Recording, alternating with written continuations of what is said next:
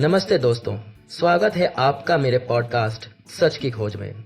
मैं हूं आपका दोस्त और होस्ट राकेश रंगी।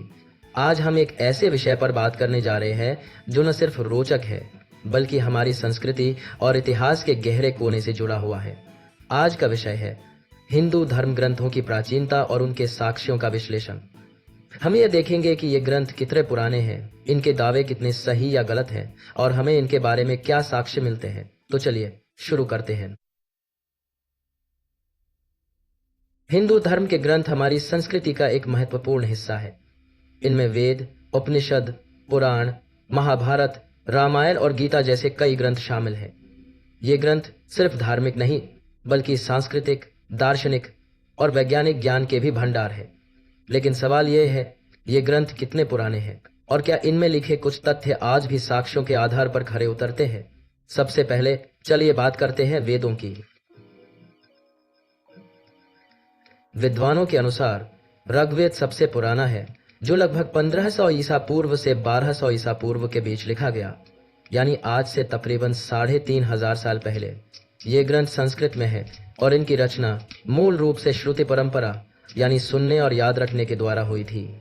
लेकिन ये तारीख कैसे तय हुई? पुरातत्वविदों और इतिहासकारों ने भाषाई विश्लेषण, कार्बन डेटिंग और पुरातत्व के साक्ष्यों का इस्तेमाल किया। मसलन ऋग्वेद में सिंधु नदी का जिक्र है, जो आज के पाकिस्तान और भारत के हिस्से में है। इसके अलावा ग्रंथों में वर्णित खगोलीय घटनाएं जैसे नक्षत्रों का उल्लेख भी इतिहासकारों को तारीख तय करने में मदद करता है। अब बात करते हैं साक्ष्यों की। वेदों के बाद उपनिषदों का नंबर आता है, जो लगभग 800 ईसा पूर्व से 300 ईसा पूर्व के बीच लिखे गए। ये ग्रंथ दार्शनिक विचारों का संग्रह है, जिनमें आत्मा, ब्रह्म और मोक्ष जैसे विषयों पर गहरी चर्चा है। इनकी डेटिंग भी भाषाई पैटर्न और उनमें वर्णित सामाजिक प्रथाओं के आधार पर की गई है। फिर आते हैं पुराण। 18 मूल पुराण है, जैसे विष्णु पुराण, शिव पुराण और मार्कंडेय पुराण। ये ग्रंथ 300 ईस्वी से 1000 ईस्वी के बीच लिखे गए, यानी आज से लगभग 1700 से 1000 साल पुराने। इनमें देवताओं की कथाएं, संस्कृति और इतिहास के अनेक तथ्य हैं। लेकिन यहाँ एक सवाल उठता है, क्या इन ग्रंथों में लिखे सभी तथ्य सही है? एक उदाहरण लेते हैं। पुराणों में कई बार ऐसी खगोलीय घटनाओं का जिक्र है जो नक्षत्रों या ग्रहों के साथ जुड़ा है। कई आधुनिक खगोल शास्त्रियों ने इनका विश्लेषण किया और पाया कि कुछ घटनाएं वास्तविक समय के साथ मेल खाती है। मसलन महाभारत में एक युद्ध का जिक्र है जिसमें ग्रहण का उल्लेख है। कुछ विद्वानों का मानना है कि यह ग्रहण 3102 ईसा पूर्व के आसपास का हो सकता है, जो महाभारत की डेटिंग के लिए एक सुराग देता है। लेकिन यह साक्ष्य पूरी तरह से निर्णायक नहीं है। कार्बन डेटिंग और पुरातात्विक खोजें जैसे हड़प्पा और मोहनजोदड़ो की खुदाई यह बताती है कि सिंधु घाटी सभ्यता 2600 ईसा पूर्व से 1900 ईसा पूर्व तक थी। लेकिन महाभारत या रामायण के किसी भी स्थान जैसे द्वारका या अयोध्या का इन सभ्यताओं से प्रत्यक्ष संबंध अभी तक पूरी तरह से स्थापित नहीं हो पाया है। अब एक गंभीर सवाल, क्या हिंदू ग्रंथों में लिखे सभी तथ्य सही है और क्या ऐसे कोई दावे हैं जिनका कोई साक्ष्य नहीं मिला? यह सवाल इसलिए महत्वपूर्ण है क्योंकि हमें अपने इतिहास को वैज्ञानिक दृष्टि से भी देखना चाहिए। एक तरफ ग्रंथों में कई ऐसी बातें हैं जो आज भी प्रासंगिक हैं। मसलन आयुर्वेद, जो अथर्ववेद से जुड़ा है, में ऐसी दवाओं का जिक्र है जो आज भी चिकित्सा विज्ञान में उपयोगी है। इसके अलावा वेदों में वर्णित गणितीय अवधारणाएं जैसे वैदिक गणित आज भी विद्वानों को प्रभावित करते हैं। लेकिन कुछ दावे ऐसे हैं जिनका कोई ठोस साक्ष्य नहीं मिला। मसलन पुराणों में विमानों, उड़ने वाली मशीनों का जिक्र है। कई लोग इसे प्राचीन भारतीय विमानन तकनीक से जोड़ते हैं, लेकिन अभी तक किसी भी पुरातात्विक स्थल से ऐसा कोई उपकरण या उसके हिस्से नहीं मिले। ये दावे रोचक है, लेकिन वैज्ञानिक साक्ष्य के बिना इन्हें सिर्फ कथाएं ही माना जा सकता है। इसी तरह रामायण में पुष्पक विमान का जिक्र है। यह एक ऐसा विमान था जो रावण के पास था और हवा में उड़ सकता था। लेकिन क्या यह वास्तविक था या सिर्फ एक काल्पनिक कथा?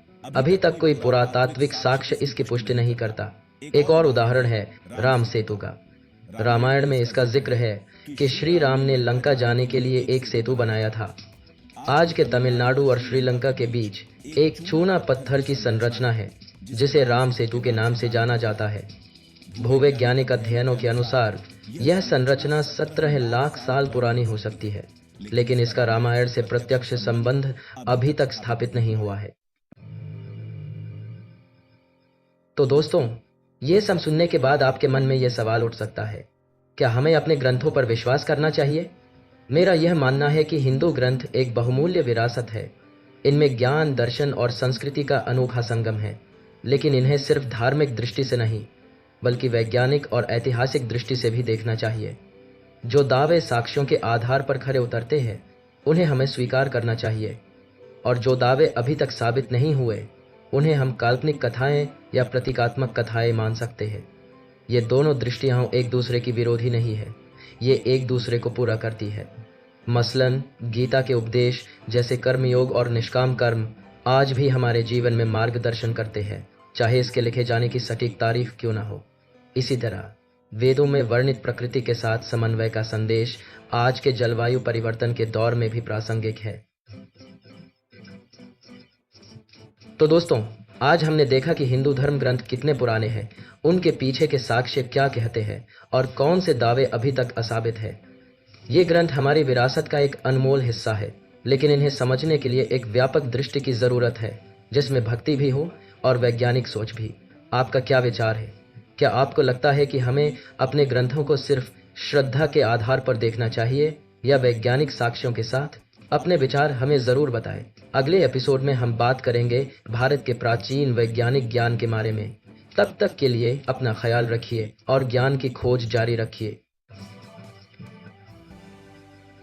यह था आज का एपिसोड सच की खोज। अगर आपको यह पसंद आया तो इसे शेयर कीजिए और हमें फॉलो कीजिए। मिलते हैं अगले एपिसोड में। धन्यवाद।